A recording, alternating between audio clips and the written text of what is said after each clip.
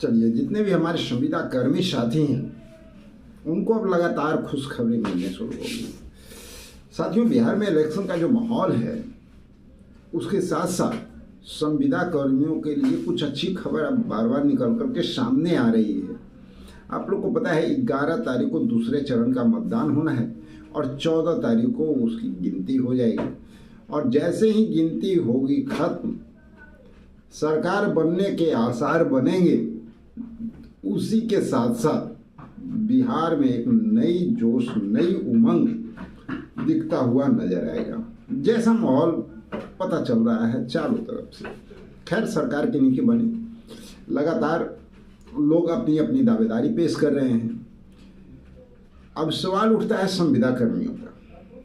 तो अभी आप देखें, संविदा कर्मियों के लिए लगातार ऐलान पे ऐलान हो रहा है और ये ऐलान कहीं सत्ता पक्ष की ओर से नहीं दिख रहा है, कहीं नहीं। अगर शायद आपको कहीं दिख रहा हो तो एक आध मैसेज हमारे लिए भी बचा करके रखिए, भेजिए भाई हमारे पास, हम भी देखें कि कहीं से कुछ बात आ रही है। संविदा कर्मी की अगर बात किया जाए तो एक छोटा सा वर्ड भी कहीं सत्ता पक्ष की ओर से नहीं निकल रहा है।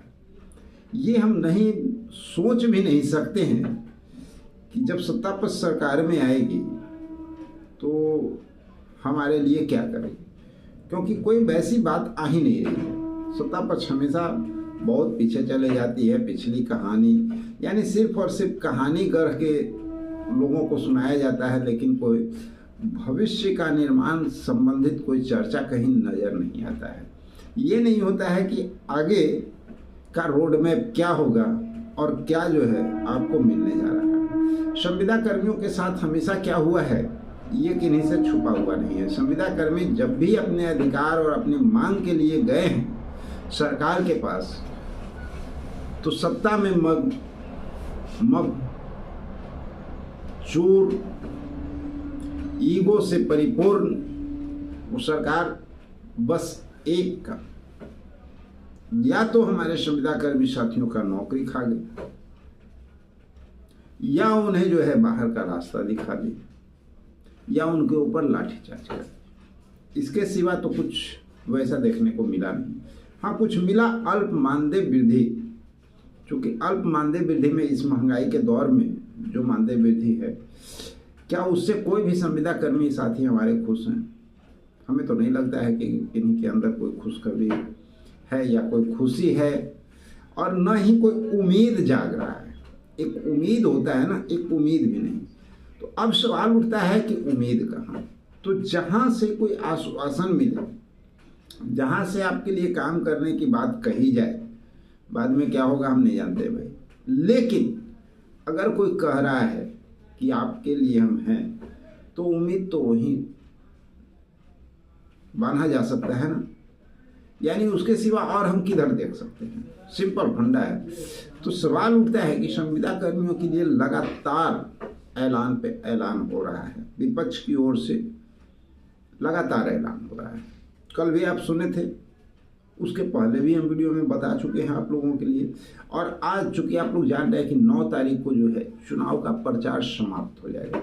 आज 8 तारीख है और अभी अभी संध्या काल की बात है, अभी ठीक आधा एक घंटा पहले की बात है। चूँकि आपके तक वीडियो पहुंचने में भी 1.5 से 2 घंटा का समय तो लग ही जाता है।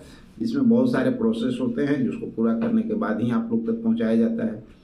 तो अभी मात्र 1-1.5 घंटा या 2 घंटा मान करके चला जाए कि 2 घंटा पहले जब जहानाबाद से तेजस्वी जी रैली को संबोधित कर रहे थे, खुले मन से बहुत सारी बात वो कह गए। डोमिसाइल नीति की भी बातें हुई।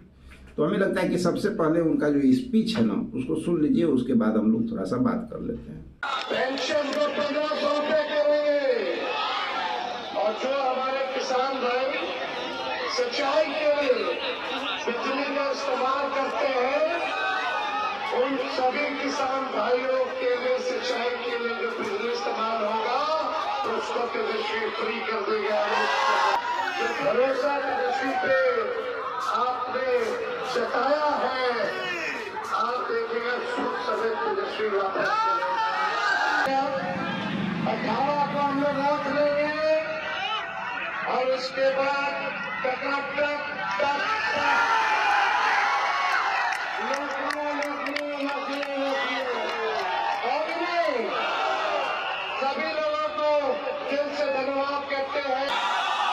जिस परिवार में सरकारी नौकरी नहीं है, उस परिवार में तेजस्वी से एक सरकारी नौकरी देने का काम करेगा।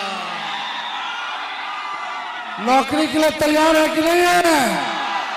कौन कौन तैयार है नौकरी के लिए? हाथ उठाओ, जरा देखने दो कौन कौन लोग हैं। तो आप समझ जाइए, सरकार बनते ही ठकाठक बहाली होने लगेगा। पढ़ाई, दवाई, कमाई, सिंचाई, सुनवाई और कार्रवाई वाली सरकार हम लोग देने का काम करेंगे। सब लोग एकजुट रहिए और समझ जाओ, जितने मोबाइल से आप लोग रिकॉर्डिंग कर रहे हैं, इसी मोबाइल में सरकार बनने के बाद नौकरी का मैसेज आएगा। उनको 20 साल मौका दिया है एनडीए को, तेजस्वी को केवल 20 महीने दीजिए। जो 20 साल में नहीं हुआ वो तेजस्वी 20 महीने में करके दिखाएगा। तेजस्वी ने जो कहा वो किया। 17 महीने में 5 लाख नौकरियां हमने दी, 3.5 लाख नौकरियां प्रक्रियाधीन कराई, 4.5 लाख नियोजित शिक्षकों को राजकीय कर्मी का दर्जा दिया। इस बार कोई ऐसा बिहार में परिवार ना छूटे जिसके पास कम से कम एक सरकारी नौकरी ना हो।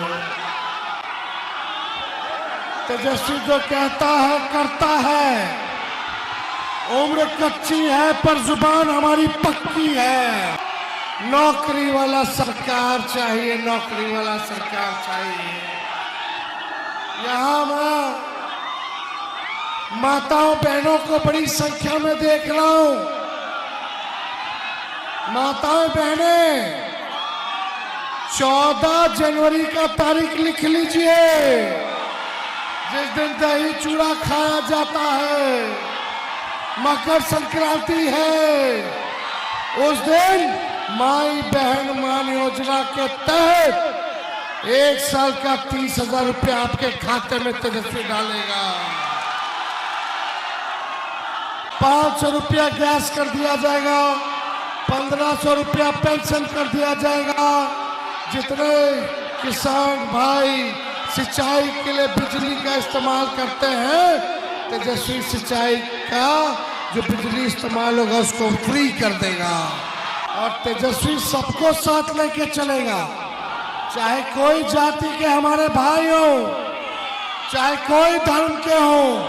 तेजस्वी किसी को छोड़ेगा नहीं, सबको मान सम्मान देगा और सबको साथ लेके चलेगा। जब हर परिवार नौकरी मिलेगी तो हर जात के भाई को नौकरी मिलेगा। तो आप सुन रहे थे तेजस्वी यादव को किस तरह से खुले मंच से ऐलान पे ऐलान किए जा रहे हैं। और बहुत बड़ी बात, हर तबके के लोगों को लेकर के चलने का विचार साफ जाहिर कर रहे हैं। जाति कोई भी हो, किसी भी पार्टी का हो,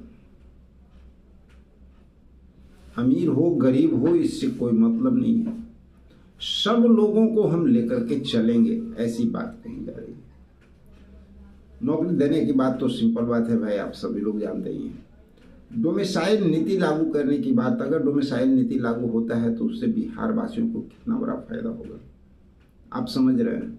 क्योंकि बिहार से बाहर के लोग जितना ज़्यादा बिहार में सर्विस पाते हैं, अगर उतना सर्विस बिहार वालों को मिलना शुरू हो जाए तो बिहार का कायाकल्प होना तय है। तो पूरी तरह से डोमिसाइल नीति लागू होगा। वो सिर्फ महिलाओं के लिए नहीं होगा, पुरुषों के लिए नहीं होगा, वो पूरी तरह से डोमिसाइल नीति लागू होगा कि बिहार के ही जो लोग हैं वो नौकरी मिल जाए। चलिए ये बात तो होगी। संविदा कर्मियों की बात किया जाए तो लगातार घोषणाओं में देखा जा रहा है कि संविदा कर्मी को अस्थायी करने की बात किया जा रहा है, आउटसोर्स कर्मी को अस्थायी करने की बात किया जा रहा है।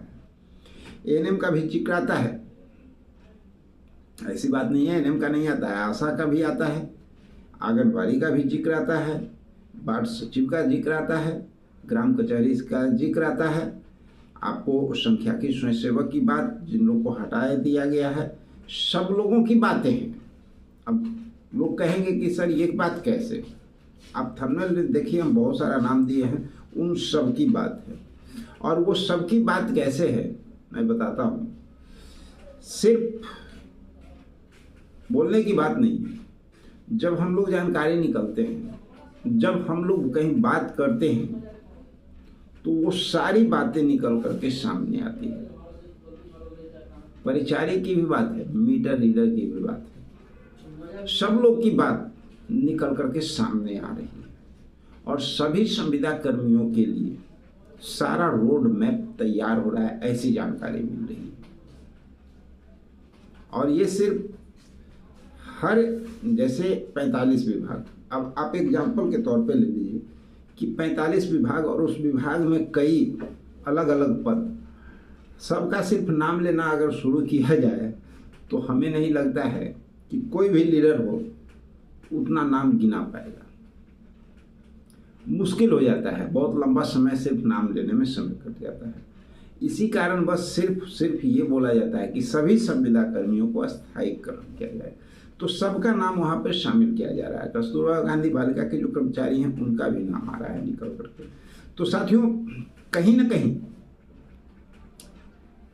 अगर सरकार बदलती है, सत्ता परिवर्तन होता है और इनकी सरकार बन जाती है, चूंकि अभी सेकेंड फेज का इलेक्शन बाकी है और वो तय करेगा, इसलिए तय करेगा कि फर्स्ट फेज में तो एक तरफा लहर जो है वो बिहार के रुझान से पता चल रहा है। अब गोदी मीडिया की बात छोड़ दीजिए, बाकी अगर सोशल मीडिया के हिसाब से हमारे आज के समय में भाई हर गांव, हर जगह, हर शहर, हर कस्बा में जो है पत्रकार छिपे हुए हैं। और वो बहुत नामी ग्रामी पत्रकार तो नहीं है, लेकिन अपने अपने छोटे छोटे क्षेत्रों का जो मुआयना होता है ना, उसको करके और वो प्रसारित करते हैं। तो बहुत जगह से जो रुझान है, उस रुझान के अनुसार तो एक तरफा चुनाव जा रहा है। और संभवतः अगर 11 तारीख को कुछ हद तक भी सफलता प्राप्त होती है तो सरकार तो बनना सुनिश्चित होने की उम्मीद जताई जा रही है। लेकिन खैर देखना दिलचस्प होगा 14 नवंबर काउंटिंग के दिन सारा पिक्चर उस समय क्लियर होगा। अभी तो अनुमान, अंदाज और लोगों की बातों के रुझान के ऊपर हम लोग बात करते हैं। तो सिंपल सा फंडा है कि अगर सरकार बनती है तो उसके बाद 14 तारीख को ही मान के चला जाए कि जितने भी हमारे संविदा कर्मी हैं, ANM है, GNM है, आशा कार्यकर्ता है, आंगनवाड़ी है, जीविका है, ममता है, रसोईया हैं, इनके साथ मीटर रीडर हैं, संख्या के स्वयं सेवक हैं, वार्ड सचिव हैं, वार्ड सदस्य हैं, ग्राम कचहरी सचिव हैं, उनके साथ साथ फैक्स वाले लोग हो गए। तो सब लोगों के लिए तैयारी चल रही है, PDS डीलर भी इसमें शामिल हैं। तो सवाल है कि इन लोगों के लिए एक बड़ी खुशखबरी और खुशियों का माहौल जैसा समय 14 नवंबर को ही हो जाएगा, अगर काउंटिंग इनके फेवर में आता है। और उसके जस्ट बाद फिर कहानी शुरू होगी और हम सब लोग मिल करके उस कहानी को अंजाम तक पहुंचाने का एक प्रयास करेंगे। और हमें भरोसा है कि उस प्रयास में बिहार के तमाम जितने भी बिहारवासी, बिहार के ग्रामीण चिकित्सक, बिहार के जितने भी संविदा कर्मी साथी होंगे, सभी लोग हम लोग के साथ होंगे और मजबूती से हम लोग आगे बढ़ करके अपने अधिकार की प्राप्ति के लिए प्रयास को तेज करेंगे और सफलता मिलेगी, ऐसा उम्मीद लेकर के हम सब लोग चल रहे हैं। तो साथियों, ये कुछ जानकारी निकल करके सामने आ रही है। विशेष जानकारी के लिए मिलते हैं एक अगले वीडियो में। जब तक के लिए जय हिंद।